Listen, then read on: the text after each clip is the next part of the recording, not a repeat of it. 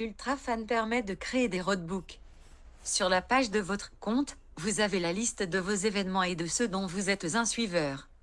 Mais dans un premier temps, nous allons définir la photo de profil. Pour cela, il suffit de cliquer sur le cercle où se trouvera votre photo pour la modifier. Il faut ensuite sélectionner un fichier d'image, de préférence recadré au format carré. Et voilà! Maintenant nous allons créer un événement.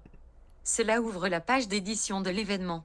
Le menu en haut à droite permet de revenir à la page précédente, de se déconnecter ou d'ouvrir la page d'aide. Nous allons maintenant configurer notre événement. Je vais prendre comme exemple le Trail des Rois Maudits. J'indique le titre, la date et l'heure de départ. Il est également possible de mettre une description ou des notes que vous seul verrez, ainsi que de définir des suiveurs. Mais le plus important est la trace GPX qu'il faut importer. Il faut un fichier GPX avec l'altitude. Une fois importé, le tracé et le profil d'altitude sont visibles dans l'onglet « Carte ». Il est possible de zoomer et de se déplacer sur la carte et dans le profil. Nous allons maintenant ajouter les points de ravitaillement et les barrières horaires listées sur le site de la course. Le premier ravitaillement est à Amfreville.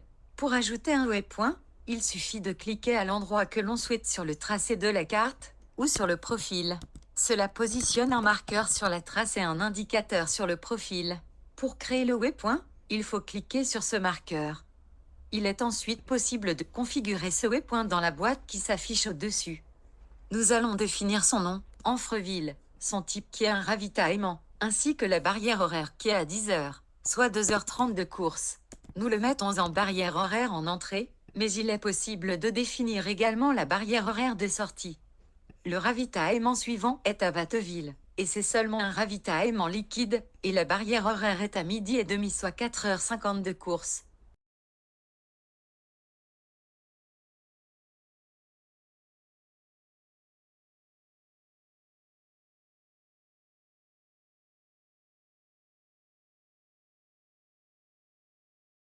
Puis c'est le ravitaillement de la Roquette à 6h40 de course.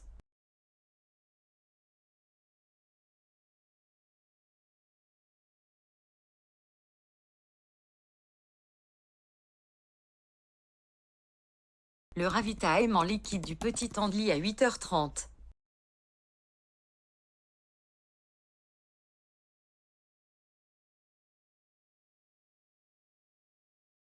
Le dernier point est juste une barrière horaire aux Andely à 9h10 de course.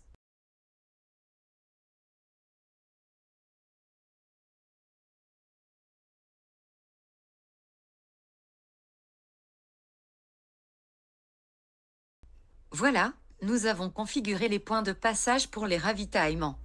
Il est possible d'ajouter d'autres points pour indiquer des points remarquables comme les sommets d'ascension, les points bas, les sources d'eau, ou n'importe quel point que vous souhaitez.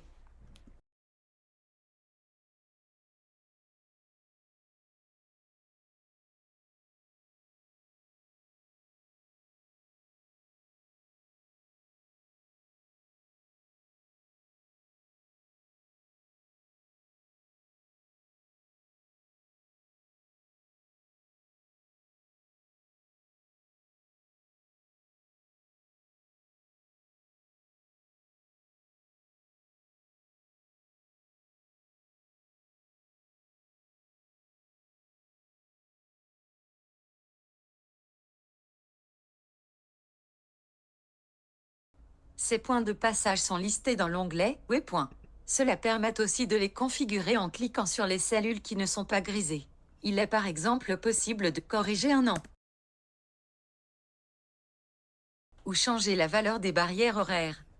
Nous pouvons également définir les temps d'arrêt. C'était également possible sur la carte. Plusieurs formes d'entrée sont possibles pour les durées, soit juste un nombre de minutes, ou alors en indiquant les heures et ou les minutes avec comme séparateur un 2 points ou un H. Nous allons mettre 10 minutes sur les ravitaillements solides d'Amfreville et la Roquette et 5 minutes sur les ravitaillements liquides de Watteville et le Petit Andely.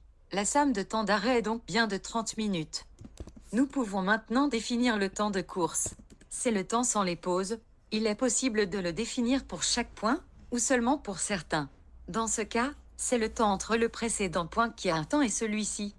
Nous pouvons commencer par juste indiquer un temps global, par exemple de 10 heures en le plaçant sur l'arrivée.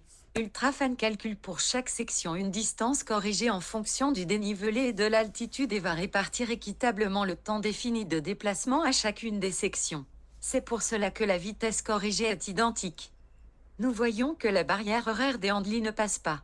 Si nous mettons le temps de déplacement à 9h30, c'est mieux. Nous pouvons affiner notre roadbook en ajoutant des temps intermédiaires. Par exemple, au premier ravitaillement, nous allons mettre 2 heures car le début est plus rapide. Il faut donc retrancher 2 heures du dernier point pour revenir à nos 9h30 de course. Les vitesses corrigées sont maintenant différentes entre le début et la suite. Cela permet de voir les vitesses improbables en cas d'erreur de temps. Il est possible de copier le tableau dans le presse-papier pour le coller dans un tableur. Un certain nombre d'informations supplémentaires sont ajoutées, comme les dénivelés totaux, les heures de sortie et la durée de chaque section. Nous verrons la prochaine fois la configuration des sections.